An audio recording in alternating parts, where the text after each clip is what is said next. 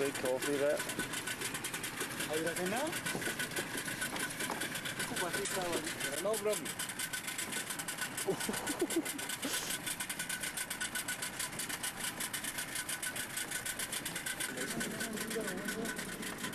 Skitsnack. Den är fin. Den är fin. Den är fin. Oh.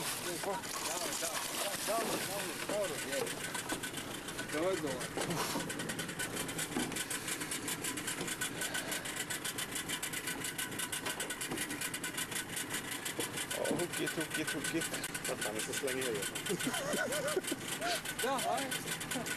Yes! Yes! Oh, well done. Yes!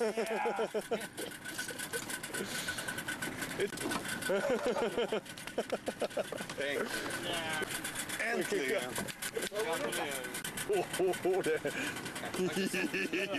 Jag har bara 3 minuter kvar på batteriet här nu. 20. Oh, no, 20 plus. 20. No, 22. 22! Patrik, intervju, hur känns det? Ja, det känns fantastiskt. Kan man säga att drivet är före och efter? Ja, det här är ett helt annorlunda. Nu kan jag slappna av igen.